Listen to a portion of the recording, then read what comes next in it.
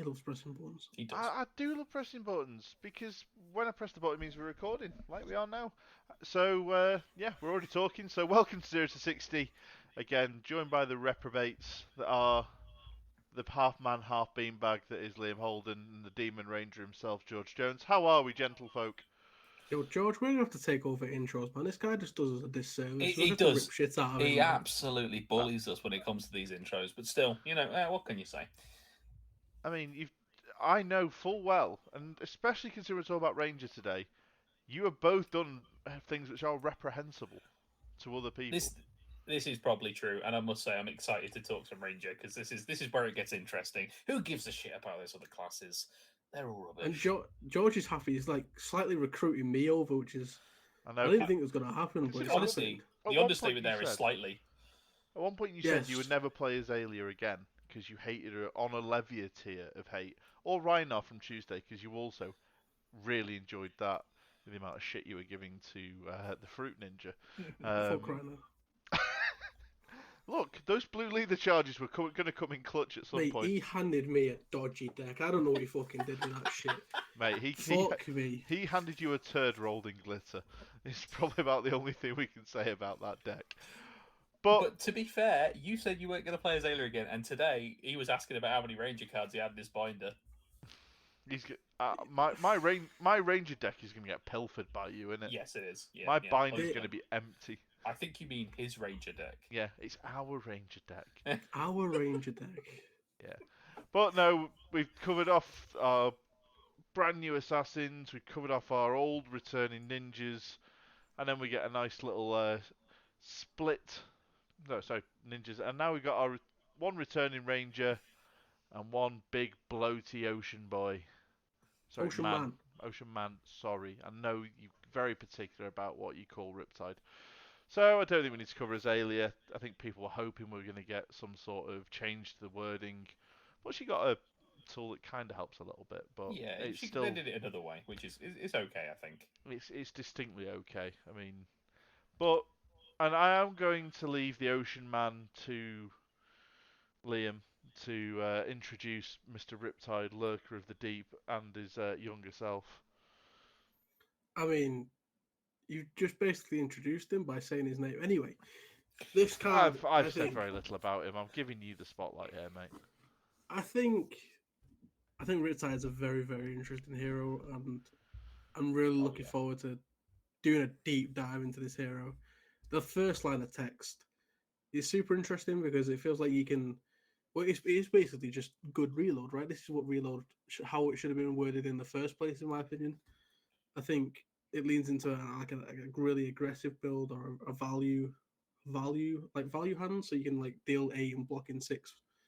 And then the second part of the text, I think, is super interesting to try and go into a controlling, more defensive trap build. Obviously, dealing damage only on triggers, so we'll get to in a bit, which some traps have specific text that have to line up for it to deal damage. But all three old traps do deal damage. Anyway, Yeah. I mean, they've got to be played from your Arsenal. So for everyone playing along at home, if you're watching, you can also see the screen and all the cards.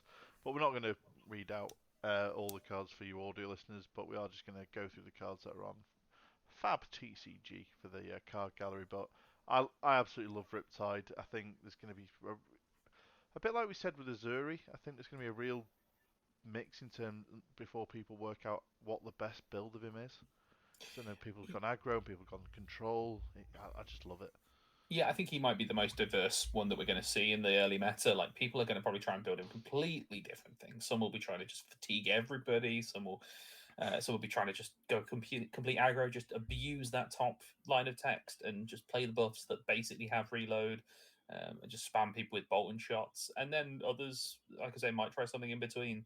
I'll be really intrigued to see where the best deck lands in this one because he obviously feels like a massive control trap ranger, but does he have the damage to kill people if he's built entirely that way? I don't know, and I don't know if he survives to the end game. It's an interesting one by all means. It's almost how much you value the disruption. Still another one of Liam's lines. But because I think some of the traps are absolutely nutty depending who you're playing against, and one of them in For particular, sure. which I've got no doubt you will leave to me, because Oh yes, everyone will be able to see the disappointment in my eyes and the hurt in mate. my heart. As much as I'll always talk about anything Ranger, I think there's at least a couple on this list. I definitely want you to lead off with and Liam to lead off with, just because I know it hurts a bit. Yeah, but Riptide, the big bloaty boy, I'm giving him a 4.5 actually. He seems really fun. I want to build. I want to build more. Yeah, it's hard for me not to give this guy a 5, but I think I'm gonna go for I think I'm gonna go for a 4.5 for him. If you want to go 5, George, you go 5. You do you. Part of me does, but I don't know. Like I've played a little bit around with him. He's definitely interesting. He's some interesting design space, and he may well be a 5 at some point. But no, I think a 4.5 is where I'm going to settle on this one for now. Yeah, I'll go 4.5. I think. Like I said, I'm really looking forward to deep diving into this hero and see where he lands. It'd be really interesting. He's an interesting puzzle, right? He's I think one of the most interesting deck building challenges I think I've done in a little while now. So yeah, for sure. And even in the lore, I mean, we've got Arachne calls his blades his shinies. The bit, if you read the Spiders article, where he decides to just drop some traps from the ceiling, impaling people and yanking them into the air as they squirm, he decides to go squirm little fishies. The man's an absolute unit and a freak. That article, by the way, 100% go and recommend it. It's the first one they've ever had to do with a viewer discretion, as Mr. Minds pointed out. And for what I hear, he's a patient fucker as well. Oh, he's patient. that might have been one of the best reveal videos, by the way. It really was. That whole spiel. Oh, DM Armada for the reveal for this was absolutely spectacular. Yeah, dude, you smashed it. But yeah, Lurker of the Deep is going to be fun, and I want to see how people build him. We've covered the Barbed Castaway. Kind of makes more sense in terms of his arrows that you're going to be playing a card. You can pay to flip it, put the aim counter on it if you so wish to do so, and lob it at someone. Yeah, I think this bow makes a bit more sense now that we've seen Riptide. That top line of text makes this a lot more playable, I think, than I was anticipating originally. I'm not sure. I think when we first covered this, I was like, I'm not sure if this replaces Death Dealer for Azalea, and it just doesn't. I don't think for me. But for Riptide, this with the top line of text, the ability to put something in Arsenal face down, yeah, it does feel genuinely good. And I think it would be my bow of choice for him. Yeah, I mean, obviously we were kind of trying to wonder whether this is what Azalea was going to have to run to be able to get aim counters, because she wants to use Death Dealer, but also we'll come on to the Crow's Nest and some of the quivers that I think were the genuine surprise of this. But I think Balcastaway just gets a 3 for me. Yeah, 3. I think a 3.5. It ended up being better than I anticipated it to be. I don't think it's amazing, but I was a little pleasantly surprised after playing it Riptide. Though maybe even the aggro versions of him want Death Dealer. You can't really underestimate a card draw. Now, I'll let George cover off the next two, because Ranger got 2 L's, and neither of them are headpieces. George, you must be buzzing. Yeah, no, I'm not, am I? Let's be honest. So, anyway, yes, I guess we'll start with the Trenches Shrunken Treasure. I must say, when I first saw this card, massively underwhelmed. You look at this in comparison to other legendaries, and I think it just doesn't stack up for me. One blade break, AB, okay, sure, it's fine, but the effect pretty much just giving you a card from your arsenal for 1 resource. Now, I mean, we've all seen Crown of Seeds that gives you a whole card, which normally is 2 resources floating with it. So this doesn't really feel like it stacks up to that kind of level of legendary at all. But after actually playing this, I think I came around a bit, and I think Liam, you're with me on this one. But I think this to me is probably an absolute necessity if you're going to play a control version of Riptide. This just allows you to cycle the card that you were not planning, you can't really play, the trap that you haven't used, or anything else. Just allows you to cycle it out of your arsenal and tuck it away, giving you a resource, whether it be your turn or theirs, if you want the resource for an instant or something like that. It has some utility, and I think in that deck alone, I can definitely see utility. I'm not sure I've seen anything outside of that. How do you guys feel about this? I think I I was obviously not as down as on the equipment as you was originally. I think having played with it, I see its uses in Riptide for sure. I think the versatility of putting your Arsenal away on their turn to pay for armor, maybe like a Brothers in Arms Hmm. or an Hmm. Oasis Respite to defend well with to go along with a trap, or on your turn just to get rid of your Arsenal and then use the one cost to either use the Bowcastaway to load the arrow or play the buff with Riptide, put the Riptide in the arrow face down and use the one cost to flip a zero cost arrow to give it an aim counter and fire it. I think it's very versatile, but I also like the AB that's printed on it. Yeah, for sure. That's nice to have. I By mean, all means, I think with the go for AB it. thing, because obviously Ranger can present AB2 using the bullseye braces and cross wraps. Assume you're not running cross wraps in this. Assume you're going to stick with New Horizon. Yeah, I think people have been pretty divided actually for some reason on Riptide having New Horizon. I can't really see much of a reason why you wouldn't. But I know it's been a bit of a one. Some people are all over it. Some people not so keen. But going back to the trench, I feel like I'd give it like a 3, maybe 3.5. Because I feel like it is gonna have some utility. It is gonna see play, and it is.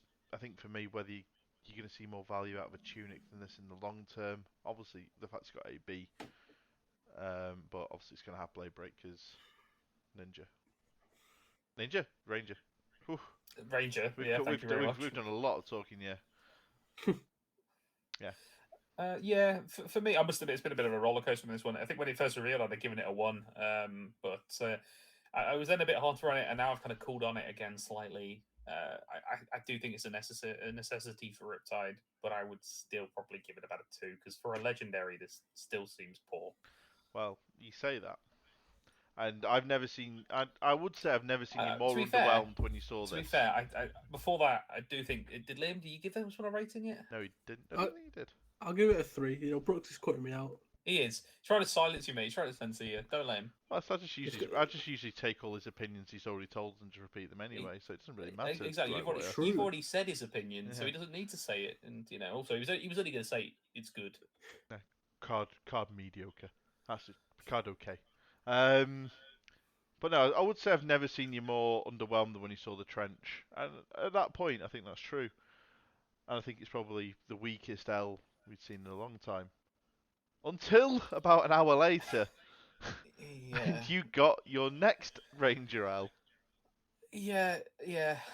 L might be generous. I think the hype leading into this one as well, that this was going to be some big game changer was a little bit unfounded, shall we say? Um, the equivalent of Abyssal Depths is a huge disappointment to me, to be honest.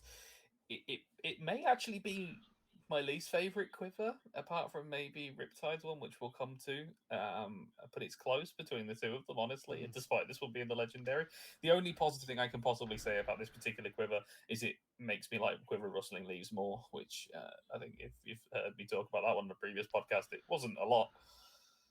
So yeah, I was deadly disappointed in this one. This one's honestly a 1 for me. I'd give it a little bit more credit than that because the art is also pretty cool. Although why tentacles fit into an abyssal depths fit with this, I don't know. But it's kind of got a bit of a To, piratey to, nautical theme. to counter that argument, no doggo. There is no doggo, so it's not getting an extra point.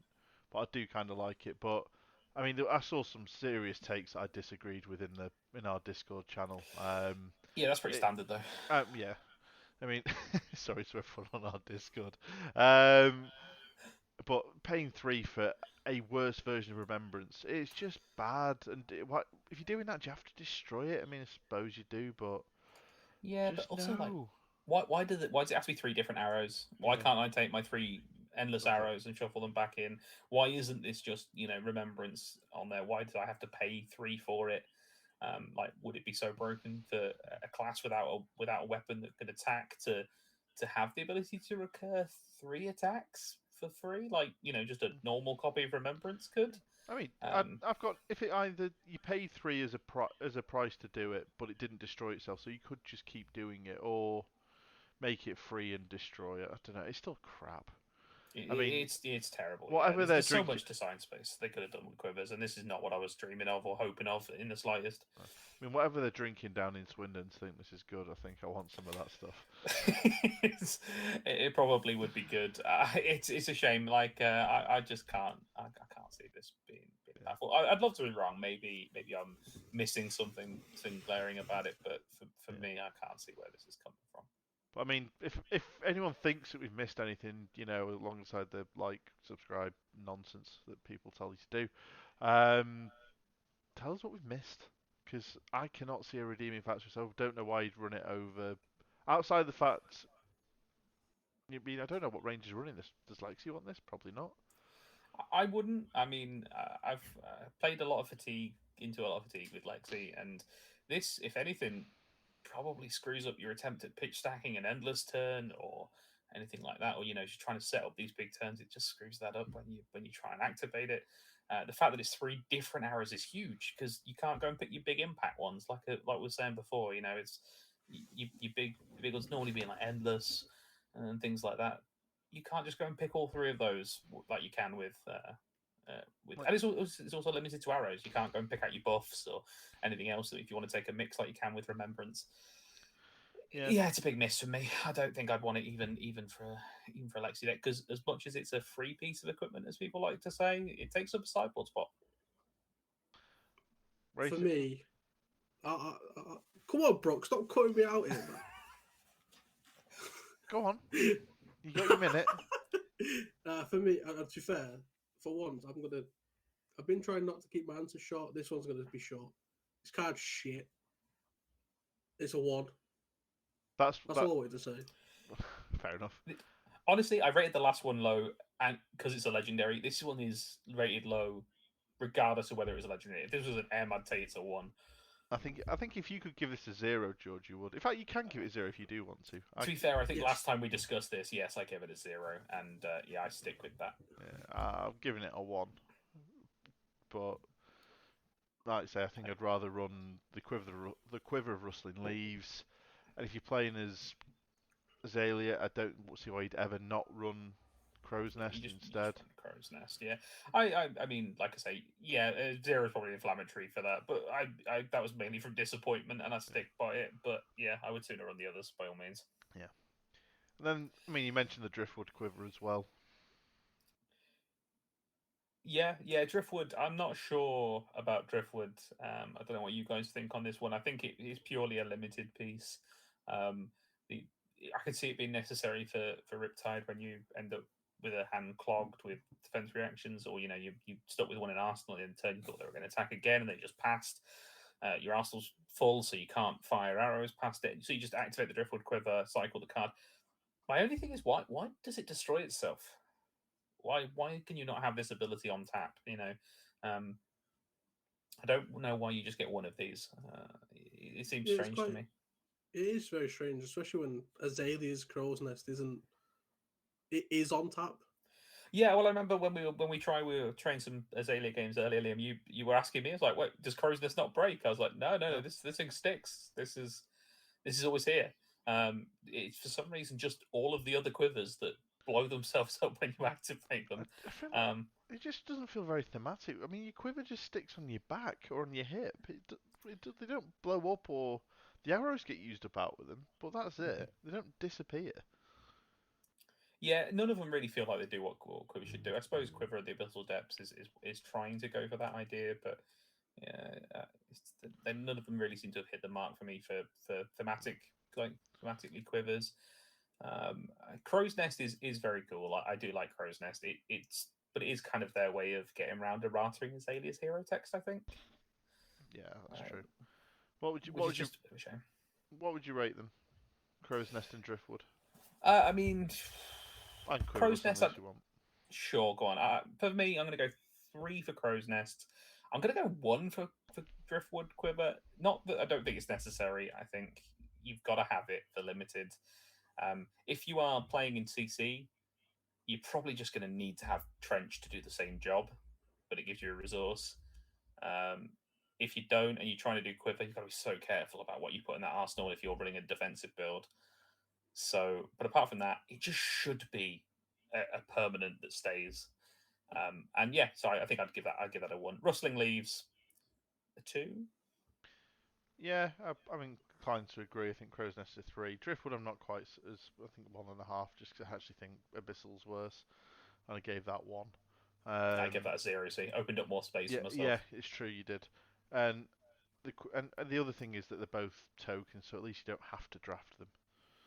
That is true. Yeah, that's So nice. you At just least I get do them like for that. free. You don't have to actually choose one of these as a pick.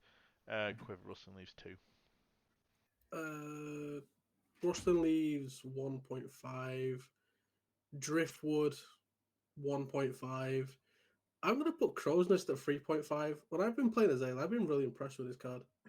I've been really, I don't know why. It's just such a simple design, but yet being able to just get your aim counters on the like when you Azalea arrows is like a neat bonus. I think I It like is nice. I think I would have sooner just maybe seen it that it was maybe you could have had some interaction with the hand as well. It's a bit of a shame that Azalea can't get encounters apart from getting them from the top of the deck, and then the fact you have to pay for it as well is kind of a little bit, I think. But I do like it. It's very good. And then it wouldn't be a it wouldn't be a set with Ranger unless you got another headpiece as well. Wayfinder's Crest just seems like sort of draft fodder to me. 100% right. But I think it's a pretty good draft pick. Also interesting that they seem to be going with these sorts of cards. I think there's some later that we'll talk about in the generic set, but they allow you to look at the top of target heroes deck, which is interesting. But I mean, this is a great pick for Azalea. You know, I don't think Riptide cares for this apart from the 1 block. But for Azalea, like knowing what's on top of your deck is great. And it's nice it's an effect that, like I say, it's actually on. You can defend with it and get the benefit out of it at least, which Yeah, for sure. oftentimes it's just blade break and you can't get the effect. So Yeah, particularly in a set with Benji, like it feels nice to be able to get both the effect and the block. Yeah. Don't feel like you have to choose when you're facing him. So I like this a lot for draft. let's go into some of these M's, shall we? Because you get a couple more because there's a few more unique cards in here. Amplifying Arrow. I think it's an interesting kind of tool. It's going to take a bit of playing around with. Interesting design space by all means. I'm not sure that it's quite on the curve that I want it to be. Like considering this is just flat damage, this feels like maybe it should be at home in a Voltaire build because you get like 2 instead of 1, but only puts it to a 0 for 4. So I don't know. I'm kind of torn on this one. Maybe Azalea wants to play it because you play multiple buffs on the same arrow, but then at the same time, again, it's just damage, which maybe you can get it to a high enough amount. Maybe these things add up, and before you know it, you're firing some arrow for 20. No one would ever do that, like right, Liam. But at least with this, maybe it's good enough. I just haven't quite worked it out yet whether it's good enough. If you look at some of the buffs, and if you read them as 0 for 4s or 0 for 3s, you'd say they're pretty good. But the amount of buffs you have to get, I don't know why this has to be a base 2. That's the thing that astounds me about this. It's not quite on the right curve for me with the 0 for 2. Yeah. If this was a 0-3 or began with a 4, consider it's a majestic, would it be okay? Maybe. Yeah. Also, it doesn't seem to fit with the Pits theme with the rest of it. It feels very out of place art-wise. Yeah, it feels very TOA art-wise, I think. Yeah, it doesn't really do much for me. Very vanilla. Cool design. I like the art if it was in TOA. Like I still like the art, but it just doesn't feel like it doesn't belong here. It's very simple too, I think, for me. Yeah, I think for me it's probably a 2 right now. I can't really see it being something that I'm rushing to play. I'll go a little bit high, maybe just completely middle of the road at 2.5, just because there might be some shenanigans, and I like shenanigans. That's fair. Well, speaking On to the next one. Speaking of shenanigans, Barbed Undertow. I mean, we said it in our episode about assassins. This idea of red, yellow, and blue being a bit more impactful and actually you doing something to disrupt that. Barbed Undertow really hits that, and I think this is a great arrow. Yeah, it's a real nice one. I mean, it's a mean looking arrow as well. To be fair, looking at this artwork, I wouldn't want to be hit by that bloody thing. But yeah, this is real nasty. The only thing is, obviously, it's got to have an aim counter, or it's just a generic 1 for 5. bit of a shame. I'm quite a fan of myself for the arrows that are split. So that, like, if it has an aim count, it has this. If it doesn't, it still has another effect. And for a majestic, I'd kind of like to have something just on it, even if it was just a plus. It was just a +1 or so. It wasn't the 1 for 5 rate, something like that. Would have been nice just to make it a little bit better. But the on hit effect is fantastic. So I mean, for me, this is probably still a 3.5. I think I've called on this one a little bit myself after it underperforming a little for me. Yeah, I think I agree with you, George. I think at first I probably would have given this like a 4.4, 4.5, and the Same. more we tested with this, the more it didn't really hit the mark for us both. So I think I'm cooling down on it as well. I think the design space is really cool again, but I think 3.5, maybe even a 3 for me Yeah, is where I'd settle. I'm reticent to make it that low just because I think maybe we were obviously playing Azalea at the time, and I think this is probably more of a Riptide card. If you're playing Barbed Castaway, I could see the aim count being more consistent, so you're probably getting that effect more often.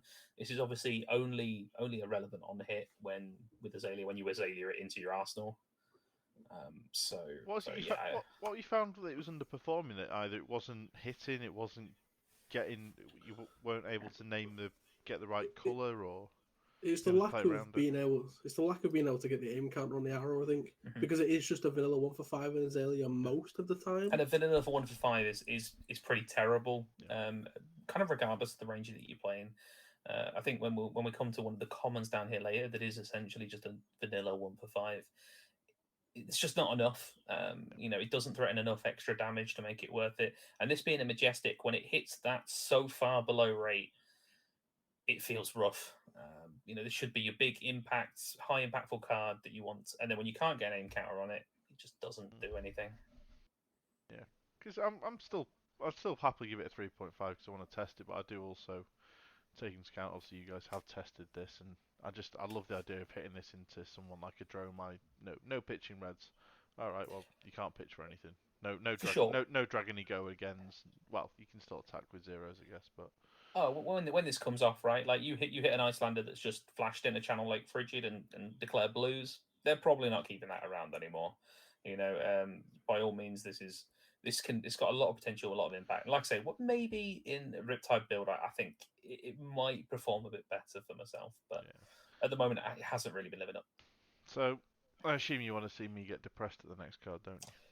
Go on. Yeah, you might as well cover this one because I think you'll probably have the strongest opinion on it. Yeah, Buzzsaw Trap's an absolute stain.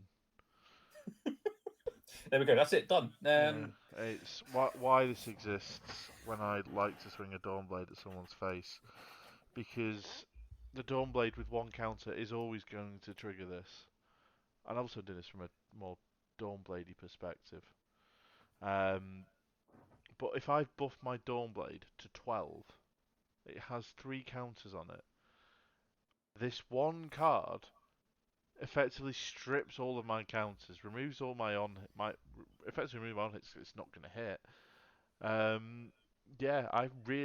It's a fucking good trap. I mean, how he's built that. I mean, he's some patience to build that, and an idiot fisherman's get caught by it because it doesn't seem very innocuous. But yeah, this feels like depending on the hero, this could be a 5-star card because it literally just removes all the tempo for literally one card. Yeah, I think this is an incredible trap, right? I can see why this one in particular had to be a legendary one of in the deck trap, because I've seen this trap do some ridiculous things. When I've been playing some Azalea, I did I think it was actually a game I watched, to be fair, but I did see somebody lose 11, 12 damage to this because the arrow was originally 4. They'd buffed it multiple times. It was coming in for well above. They put one piece of armor block in front of it and then reacted with this and bought the whole thing out for 4. And I've never seen a card like that block 12 damage. This is like the old version of Briar level blocks potentially with like.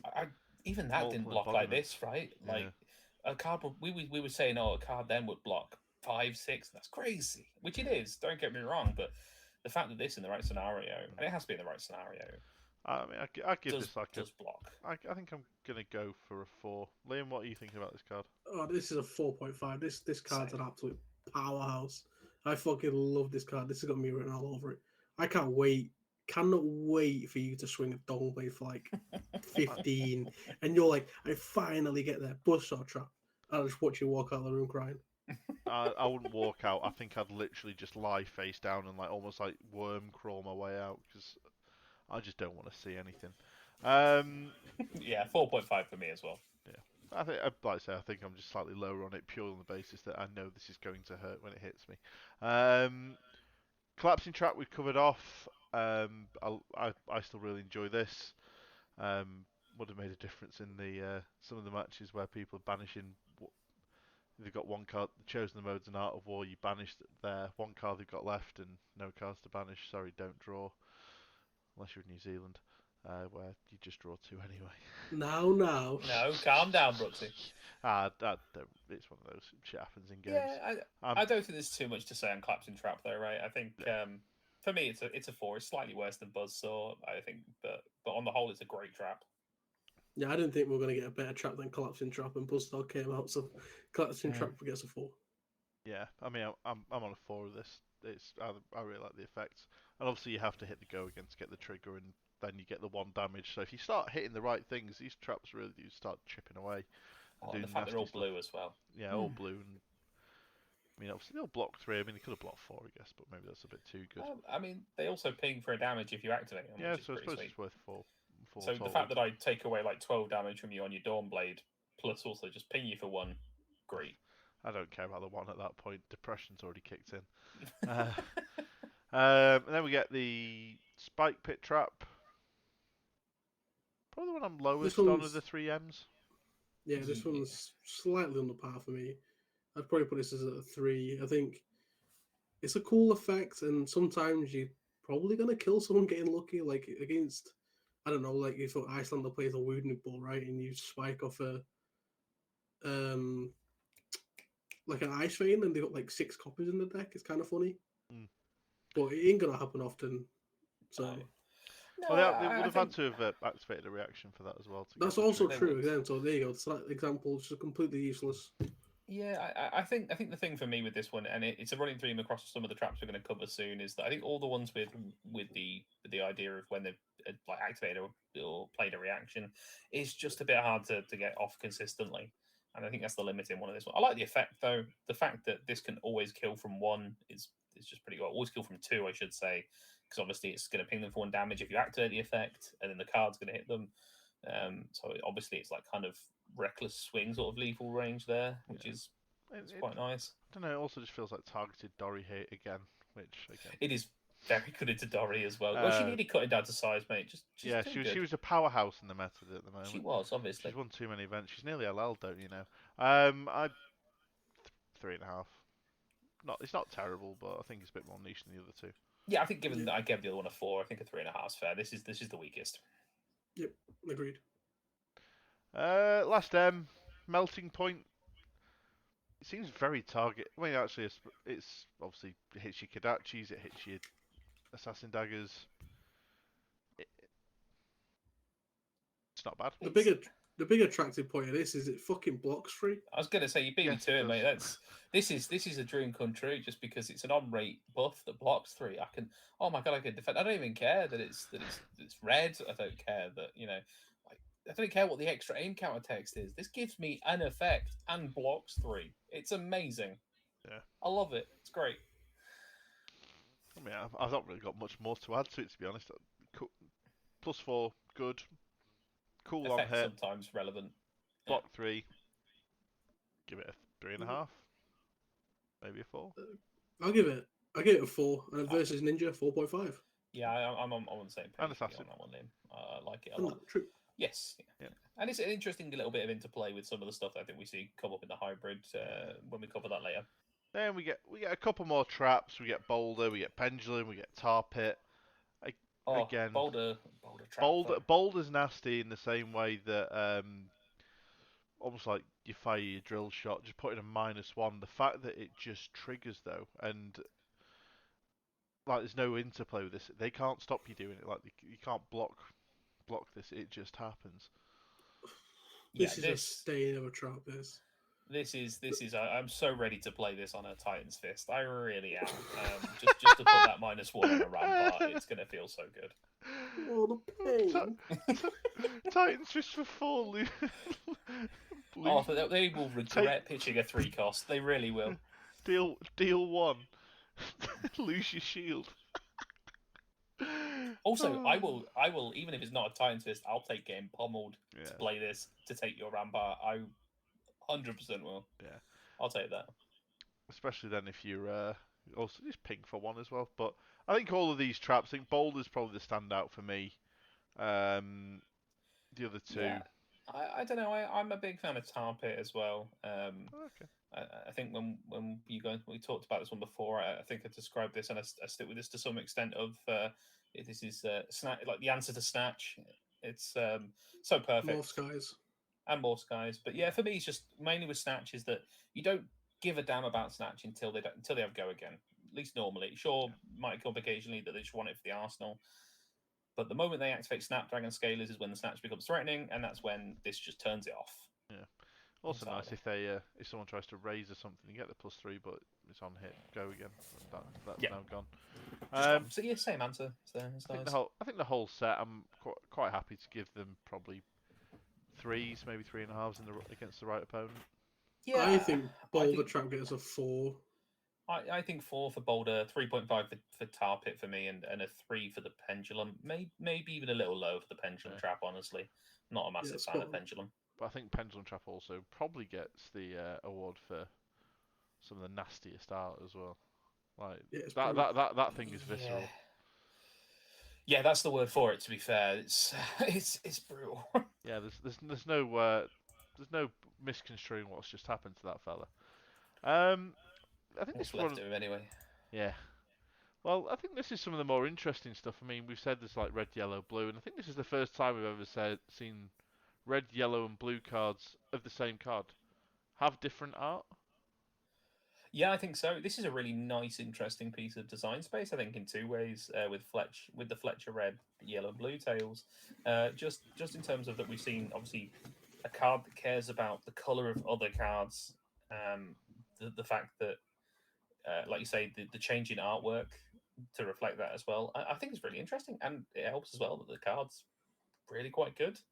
I've been a bit of a big fan of this one. The +4 on rate, and then the aim counter effect is really impactful. I think particularly at red and blue. I think are really really good. Blue in fatigue matchups where your opponent is probably is obviously going to be thinning their deck down to blues. All of a sudden, those blocking for 2 or 1 is a big impact.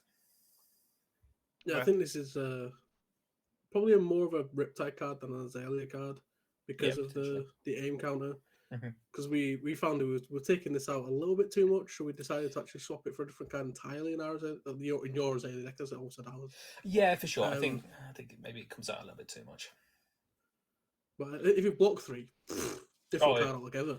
It'd be an easy include at that point. I just think without the consistency of the aim counter, like you say, I think it probably doesn't do quite enough for the 1 cost. Yeah, I mean, I think it gets a 5 for me just from a flavour standpoint, but then actually for an effect, fairly unique. Like the interaction, probably give it a 3.5. Yeah, I think I'm around about that. I was close to a 4, but I think I've cooled on it slightly to about a 3.5. We got. I guess we can bundle these together in terms of we get a bit like we had with Assassin, where they had their stealth attack that was 3 on hit, gives a token and a reaction, which gives one of the tokens. We get the lace with token, and we get the shots that go with each one. I really like. I think we said it on the previous ones. Really, really like the Bloodpox, and I guess Liam, you can tell us a small story about some of your testing with this. Well, I mean, first of all, I think Infecting Shot is by far my actual favourite card of this set, which I never thought I'd say. It's an arrow. I don't think you'd say that either. I wouldn't have expected that. Lace with Bloodshot is probably like close to my second favourite card of this set, which is, again, never thought I'd say that. But yes, I did fire a 15 dominated Infected Shot with 2 Lace with Blood Rots. So 15 dominate on hit, 3 Blood Rots. Yes, and it was also on a premeditate, which drew me a card that created me a ponder token. So it was basically 21 dominate, draw a card. That's absolutely disgusting. I was saying this to George before when we were playing. Like, infecting shot is like, it feels like the best card just to rip off Azalea, right? So you load in an arrow called Spy Cycling, which we'll talk about in a bit. Mm. You see the infected shot, you rip that off, you buff it, and you can just start the game. Basically, your opponent on 30. It's just ridiculous. Yeah, the I card. fucking love this card. The card's pretty nuts, right? I think I remember telling you guys this when we first kind of saw it. That it's just a ridiculous rate for a card, right? Like the fact that you get the +1 as well, I think makes the blue incredibly playable. The fact that it's like a 1 for 4 with you got the aim that then hits for 6. Yeah. Which is a really, really solid rate for a blue. And then obviously, like you say, the red is unbelievable once you start buffing it, particularly and pushing it over breakpoints. So what would you go for the infecting the pox token kind of packaging? Yes, you can obviously 5. give 5. Is it 5 for blood rot and then the same for inertia and frailty, or is it a little bit lower than the others? I think. It's a bit. I think the other lower, two I are. think. Yeah, I think Blood Rot is more universally great against every hero.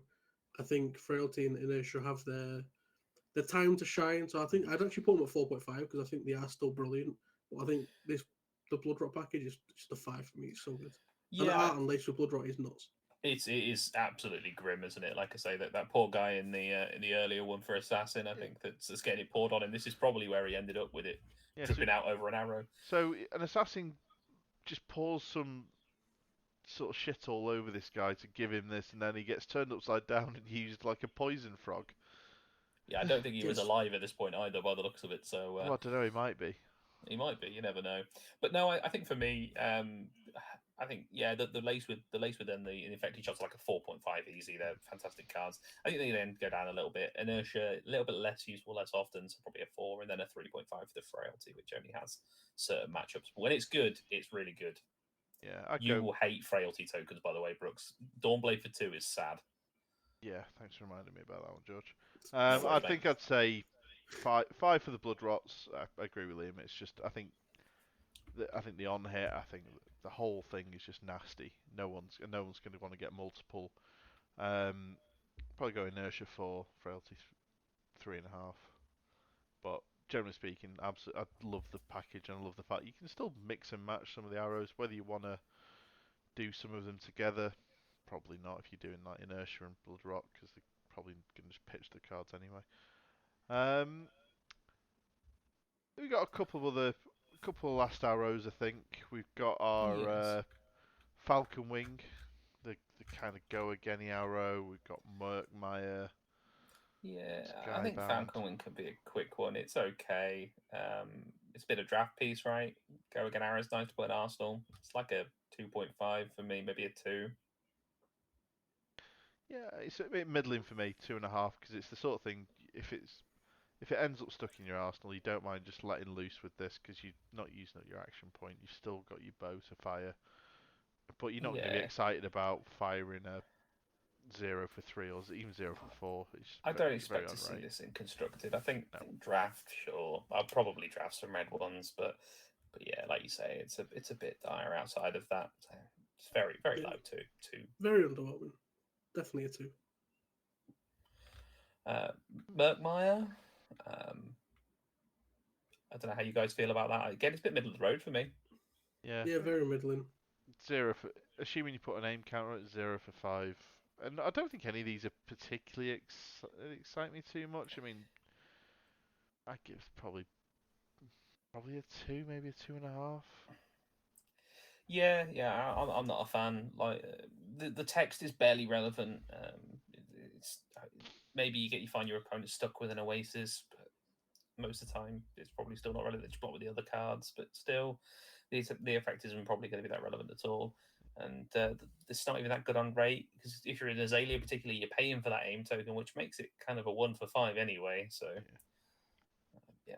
Not excited. It's about a 2 as well for me. I think I don't think it's much better than the Falcon Wing, if at all. Yeah, I agree. Skybound shot. Yeah, most vanilla of arrows. Yeah, it's about it's vanilla as vanilla can get. I mean, it's literally just worse sedation, infecting, and withering shot, right? I mean, it's literally the same card without the second line of text. Yeah, I'm really surprised that they've printed this. Like Could it have? considering there's just in literally next to it is just a better version, Yeah, could it have not have been a an one extra for one. 6? Yeah. Like just a 1 for 6 with +1 with an aim. At least then I could say it's slightly better, and I can push it over a breakpoint. Yeah. Like I don't understand the utility of this card in the slightest. Particularly when the others are at common rarity as well. Even if one of them, even if the others were rare or something like that, I could be like, well, at least I'll see more of these. I'm going to pick the inconsistency, but no, it's just not good. I'm actually going to give this a 1 because I just do not understand its presence when you've got every other arrow is effectively better. Yeah, exactly. I agree with you entirely. I think this is a 1 for me. I'll go 1.5, just to be different. Fair enough. Now this one, I would love to take a bit of Spire sniping if you don't mind, because this has been overperforming for me like crazy. I love this card. Really? Yeah, this card is really good. Really good. I mean, the ability to load this into Arsenal and look at the top 2 cards of your deck in Azalea is absolutely spectacular. Because even at the blue, this is an arrow that you can load and never want to fire. And I think this has been single-handedly, well, at least in a combination with a couple of other effects. But this is kind of what's been tipping us over the edge, I think, from getting turn 0 dominates consistently. Yeah, because I know we spoke about it's bad. It's like a bad opt because obviously you can't put to the bottom. But I suppose it really adds to your consistency of actually Azalea in. Yeah, I mean, there's some. Oh, sorry, go for it, Liam. No, you go for it, George. Go on. I was going to say there's some anti-synergy, I think, with like the way that Skullbone cross wraps interacts with it, because you get this and then you get the cross wrap opt, and you obviously can't necessarily see more cards that way. But still, just being able to do this off the bow, very good. It's probably not going to see out like any outside of Azalea. It's an Azalea card, I think, almost through and through. But actually, the card's just been super consistently really good. It's good for seeing out at the end of a game because you can load it and just see the rest of see the next 2 cards. So yeah, this one has been massively outperforming what I expected, and is I think solidly secured itself in my Azalea list at red and blue. So when you do this when using Skullbone Crosswrap, you can choose to opt first, right, and then use this? I'm not entirely sure. I suppose that would be something for the release notes, but currently I do not believe that's how Talishara got it implemented. There is an order to the. I couldn't remember. I'm not sure which order. If you let Skullbone Crosswrap resolve in its entirety and then it triggers a Spire unfortunately, sniping. it's the worst way. I think it's the less desirable way of Spire sniping triggers and then Skullbone Crosswrap. So you see the 2 and then see the 1, which obviously you want to see the 1, have the chance to bottom it, and then see the 2. Yeah. But yeah, unfortunately, I think it's the other way around. I mean, you do need an anti-synergy or 2 in Ranger, otherwise it'll... Otherwise it stops feeling like Ranger. Yeah. But, because you've been doing this a lot recently, Brooks, I think Liam was trying to say something a while ago and we just completely shut him out. No, I was just going to say how much I actually agree with you, George, on this. As someone who's... I'm not like the most... I don't play Ranger a lot, but having testing your list today, like this card kind of ups the consistency on Azalea's dominate slightly, because it kind of gives you a pseudo cost trap on the load rather than if you don't have an Arsenal already. Mm-hmm. Yes. So you can just by seeing, like, if you don't see an arrow, right, you can just fire the Spire snipe and it's not horrendous. But I think if you can load and you have bus in your hand and you see relevant arrow on top, it just ups your consistency and allows Azalea to be that nuisance that she wants to be. I also think, like, if this had been released a set ago or a little bit longer, it probably wouldn't be as good. It wouldn't feel as good because now we've got so many more buffs that apply on hits and relevant on hits, like the Blood Rot Pox, even Inertia, things like that. It feels better to even if you are stuck with firing this, or if you see one of these offer dominate, it doesn't feel terrible. I think it does offer you something, which is nice. So yeah, and even if you flip it with Skullbone Crosswrap, sometimes you get to see what you're going to draw off Death Dealer. So I don't know. Like I said, this card's just been overperforming by me for some way, and I'm a big fan. Even to the point where we were talking before about dropping Eye of Ophidia. Yeah, for sure. Wow. And I think it could be because unfortunately that obviously has its drawbacks when you see it. Sometimes you draw it off a ponder. And you ask that anyway in Azalea because you still get the opportunity to cycle it. It's not terrible, but it's still not good. But yeah, I think this can allow you to have that option to potentially do that. And like I say, for me, yeah, sure, it's not the most flashy card in the world, but it's definitely a 4. I agree. 4. I'm willing to go with the consensus on this one. I mean, you kind of convinced me that, and like I say, at first looked at it and thought it'd be nice if it just said op 2, but if you just look at the top 2 and you get that couple of points consistency, you'll take that all day, especially especially on the blue. I'd have liked it to be an op 2, of course, but I can't complain over what it is in the form it's in. Yeah. So our last card for Ranger is the Widowmaker. Feels very. Once you pointed out the kind of the bottom line of text to me on this, and the slightly sad thing about it, I really dropped on how hot I initially was on this when I first read it incorrectly. Yeah, it's a cool card, right? I really like the look of it, and everything. The art's quite cool, and everything else. And I love the bottom line of text is so close to being good. Why in the world it just doesn't have the same as Barraging Beatdown, where if it doesn't say non-equipment cards, if it did, this arrow would be fantastic. It'd be really, really amazing. I think the big thing for me here is that in limited, this works as intended because none of the equipment can be put on the combat chain unless it has blade break. So once you've earned their armor, they can't turn this off any easily anymore. They have to turn it off cards from hand. But I think outside of limited, once you get battle worn, once you get, I say that there's only the legendary chess piece for ninja, for assassin rather, that has the battle worn keyword in this set. But outside of that, anything non-legendary and not literally that piece won't do it. But once you get outside of limited into CC, I think this one drops a hell of a lot because people will just be putting their used up grasp on there. They'll be putting their shock charmers on the combat chain or the snapdragon scalers or both, and not caring, moving on because the arrow is not coming in for 7 anymore. It's coming in for 4. Yeah. I mean, it would have been great if this was sort of card that was non-equipment, and then you had something like the spreading plague in Assassin to kind of follow it up with and punish that. But yeah, this was so close to being playable for me. I think I'd give it a 2. Yeah. Sadly, I think I'm gonna go with 2.5 at the middle of the road, just because I think it's cool that it still works as it should do in draft, which is nice. If this card had Barraging Beatdown text, it'd be so fucking good. It's so close to being great, and it really isn't. Yeah, I give it a 2. The sad thing is you can't even get around that with Dominate, right? Because they just put their equipment in front of it. Like, yeah. Even when you dominate this, you still don't guarantee yourself the +3. Like, if they came out and said, we made a mistake and said we meant to put that text on there, it wouldn't shock me because this card just feels kind of slightly unfinished. Yeah. And just kind of overlooked that it doesn't do this. And it's got such a cool name, and Widowmaker deserves to be on such a good arrow. It does, and it would be. I think it would be if it had that text as you'd expect it to have. If it worked as when you first read it, you'd think it works, but sadly not. And the art's so good in it as well. It is, yeah. It's spectacular. And that's all we've got for the Ranger boys. Have you got any overall thoughts or closing remarks when it comes to Ranger? I'm scared that I'm turning into a Ranger main.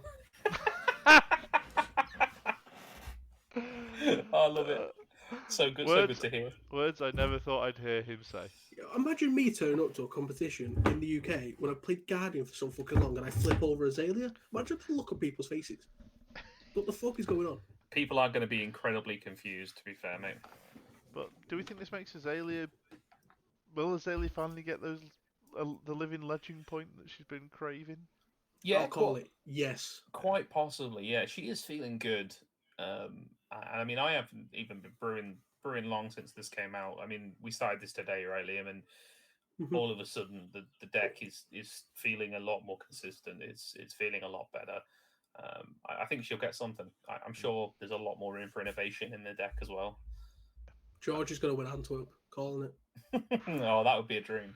Woo! I mean, he's not playing Ranger, but... Yeah, exactly. I look forward to playing Oldham. But no, I love what they've done with Ranger. I think the Blood Rot, I think arrows and buffs, the access to dominate, improving it with Spire sniping. I think she's had some serious upgrades. Sorely needed ones, I might add. And I'm not sure how many of them actually help Lexi too much, which is probably quite a. I mean, obviously she's going to run infecting shot, because why wouldn't you? Yeah, I think lace and infecting shot are like so good that she might even consider running them. And boulder trap, I think, are probably the ones that jump out to me as being like the ones that might see play out outside of Azalea and Riptide. I do think that, and I know I'm biased on this one. I think Ranger is just an incredibly interesting class in this set. It feels very varied. Feels like it really supports the two different heroes well. I think it's the most interesting one to me, at least in the set. Yeah, like I say, I think the only miss was the Skybound, Skyfire, And the Widowmaker, yeah, really, I think is Widowmaker was just close. It was just I think so close yet so far, along with probably one of the most disappointing L's we've seen. But yeah, the it elves wouldn't be a very Ranger sad. set unless you got disappointing armor or a legendary headpiece. You have to have one or the other.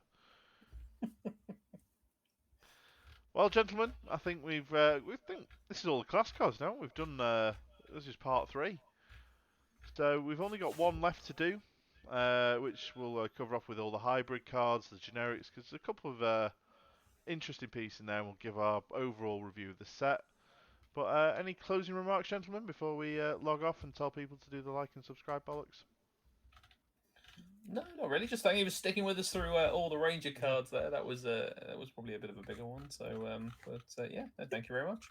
Infecting shot, poggers. Poggers, there we go. Poggers infecting shot. Well, anyone listening and watching, still, thank you very much, and we look forward to catching the next one. Bye, guys. Bye.